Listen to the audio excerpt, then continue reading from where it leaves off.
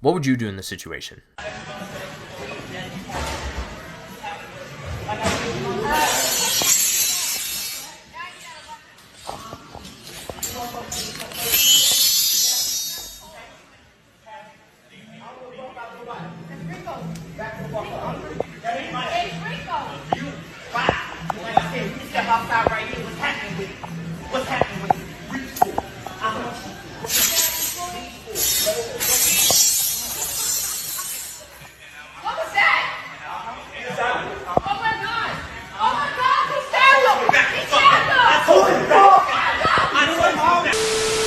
Welcome back to the channel, everyone. If you're new here, my name is David Heineman, and welcome to Stay Safe Martial Arts, where we talk about everything and anything to prepare you for life's worst case scenarios. And for today's video, we are doing a fight breakdown of an incident that took place at a Gamestop back in 2023 in which an employee stabs a customer in the neck with a knife. And I want to go over 5 things that you need to know how to do just in case you find yourself in a situation where somebody pulls a weapon on you. Now, for context purposes, we are going to use a knife as an example or any sort of edged object because that's what's in the actual video itself. But understand that these 5 things can apply to any weapon that gets drawn on you. So number 1, I need to stay calm. I am not trying to escalate the situation and make matters worse. We have already found ourselves in a position in which somebody has pulled a weapon. So things are clearly starting to escalate. I'm trying to de-escalate the situation. So I can't be threatening. I'm not going to try and intimidate you. I'm not going to try and antagonize you. In fact, I need to be a complete 180. I need to be apologetic. I need to be respectful.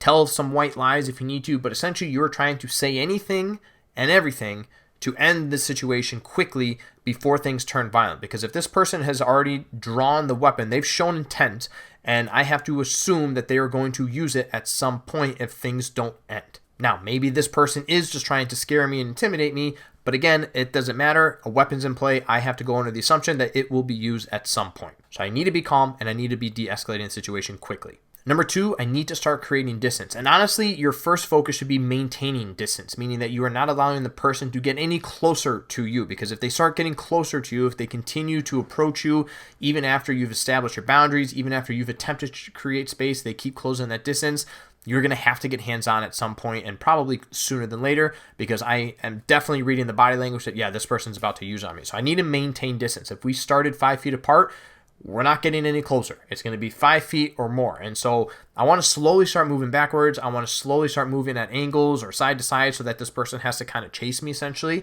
and they can't just bum rush me. So I want to give them, I want to give myself as much time as possible to react. And then ultimately, while I'm trying to create my distance, if I'm able to put objects between me and the aggressor, such as a chair, table, garbage cans, anything that again is going to essentially block a direct path to me, that's even better. The third thing is I need to comply. Now, it doesn't necessarily apply to this specific video because this just seems to be a verbal argument. But if it was a situation where somebody draws a knife on you, demanding your purse, your wallet, keys, whatever, give them anything that they're asking for. As long as it keeps you safe, I'm going to comply as much as possible. Once it gets to the point where now what they're demanding is actually going to put myself at greater risk or my family at greater risk. For instance, if they're demanding I get into a vehicle, if they're demanding I leave my current location and go somewhere else, that's not happening. And at that point, I'm going to get hands-on. I'm going to get very physical, and I'm going to do everything in my power to not allow that to happen. But if they're just asking for items, if they're asking me to do something that, again, doesn't put me in an unsafe position, then I'm going to do it because hopefully that will end the altercation before the weapon actually gets used. Number 4, I need to start looking for help. If you find yourself not being able to de-escalate, if you're trying to create space and the person continues to close that distance on you, then I need to start drawing the attention of nearby bystanders, especially in situations like this where they're at a mall. You know there's other people around. So screaming for help, screaming for somebody else to call 911, alerting people that a weapon is in play so that hopefully it gets word to the police or security and they can get involved. Anything at that point that can buy me some time or at least help me out is going to be beneficial to you. Obviously, it is a risk. There's no telling if this person will switch gears and immediately just charge you as a result of that. There's no telling, but it's a risk I would be willing to take. I also need to make sure that I'm paying attention to my exit routes, and the moment I have an opportunity to do so, I am booking it and I'm getting out of the situation as quickly as possible so that I can get somewhere safe. And I need to kind of pre-plan in my head where I would be going. So for instance, if you're at the mall, the moment you run out of a store, am I going to go left? Am I going to go right? Do I know where the stairs are? Do I know where the exits are? Do I know where the security office is? If it's a place that you've been to often, you should at least have that already ingrained in your brain a little bit just for situations exactly like this. Last but not least, you're going to get hands-on and you're going to start fighting. Now, this could come in 2 ways. Number 1, you're trained to do so and you're comfortable fighting. So maybe when you go to de-escalate, maybe instead of trying to work yourself away from the situation, you actually use the talking and the de-escalation to close the distance and eventually get hands-on with this person. Or the moment that they look away, you take that as an opportunity to hit them as hard as you can, tackle them, kick them, you just start trying to apply damage quickly. If you're comfortable doing that, by all means, go for it. But the other way that you're going to get hands-on is that if there is no other choice.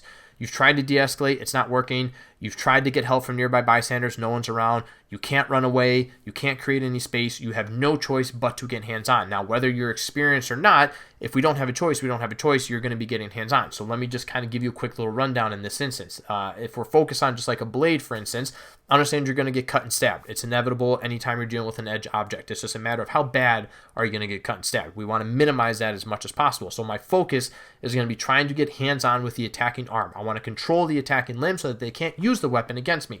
Once I have control, I'm applying as much damage as possible, as quickly as possible. I want to mangle that arm. I want to break it, snap it, dislocate it, just do whatever damage I could do to, again, make it completely useless to the aggressor. And then I'm going to start applying damage to them and essentially keep applying damage until I, A, have an opportunity to run away, or B, the threat is no longer a threat. And then I guess as a bonus, you can call the police. I would do this once you're in a safe location. So if you do manage to run away and you do get somewhere safe, notify the authorities right away so that they can send people over to help, especially if this person is now going to be a threat to others. Now, that being said, let's dive into this video one more time to show you everything that they did wrong, because I'll be honest with you, they did not do anything to better the situation. They completely ignored these 5 rules, and they essentially just waited for the inevitable, which was the dude gets stabbed in the face. So right here at the beginning, we see right out of the gate that the dude already has a knife in place. So there's no telling how long that knife has already been out, how long these guys have been in an argument for, which just further emphasizes the point that clearly this dude is not remaining calm. Even though his demeanor is calm, his body language is saying otherwise. He's actually closing the distance on this dude.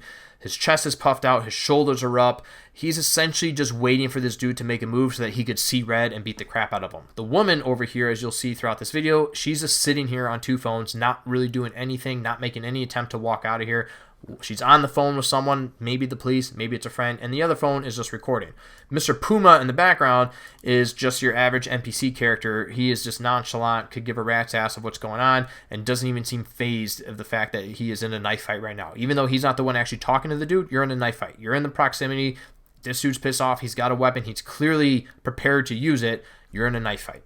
Now, there's no attempt to actually leave the store, and I guess this would be like the only time where leaving the store maybe is not an option, because as we zoom out here, you can kind of see that he's blocking the entrance. But everything leading up to this, the 3 of them had perfect opportunities to leave. This is a big doorway. It doesn't take much to just run past that and immediately start booking it somewhere safe. But they don't take that as an opportunity. Again, the moment that this knife was pulled, they should have either booked it right away, or this dude should have switched gears, stayed calm, and started trying to de-escalate the situation. Instead, he's just making matters worse.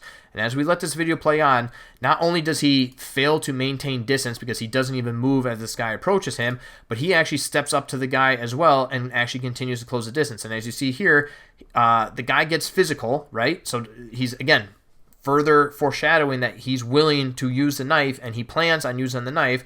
And instead of this guy reading that body language, he, again, continues to close the distance, walks up to the guy, and eventually they get to the point where they are, and actually, I didn't even realize this the first time I watched it, Mr. Puma's in the background just like picking stuff up, like, damn it, you dropped your phone, dude, I got you, and he's just picking up all the items. Again, like, this dude's just not phased. He's an NPC character, I'm convinced. But anyways, back to the video. If we start playing this a little bit more, this guy starts walking up to him. And at one point here, I'm pretty sure they get forehead to forehead, still talking smack, still arguing with each other. Yeah, right here, forehead to forehead. This guy could care less. His ego could have been the death of him. He survived this, by the way. It was a minor cut. But this could have been the death of him. His ego could have gotten him killed. And side note, majority of the time when we watch street fights, ego is what is the biggest cause of all the injuries. Is people just don't know when to back down. People just don't know when to stop. And I guess read into the situation that they're in.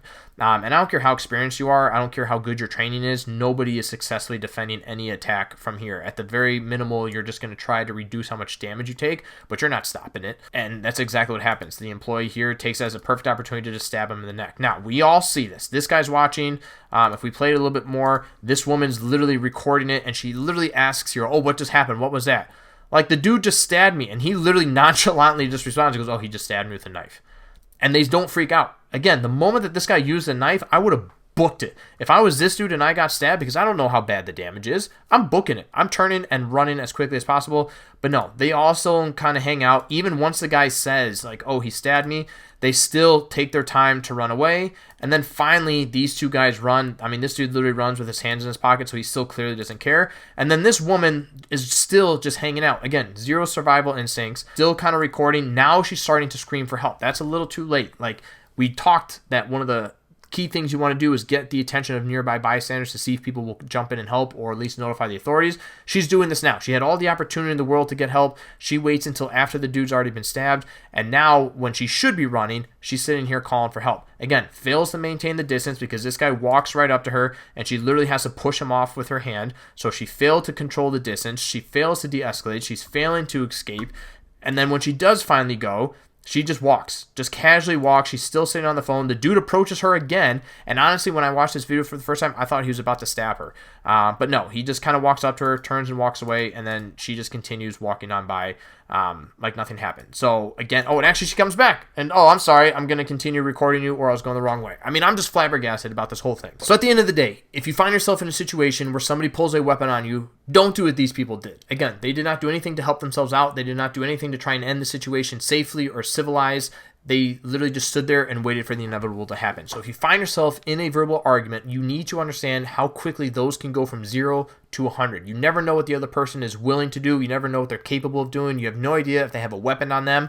So if you're in a verbal argument with a stranger, try to calm down and end things before they get physical. If that stranger pulls a weapon on you, any weapon, keep in mind those 5 things. Stay calm and look to de-escalate the situation. Start creating space. Create some barriers between you and them so they can't get to you as quickly. Comply if necessary. Whatever they're asking from you, give it to them. Whatever they're asking you to do, as long as it keeps you safe, do so. Start looking for help. If there's a nearby bystander, start drawing the attention of people nearby so that hopefully somebody comes in or at least notifies the authorities. And then again, have an escape option so the moment you leave, you know exactly where you're going.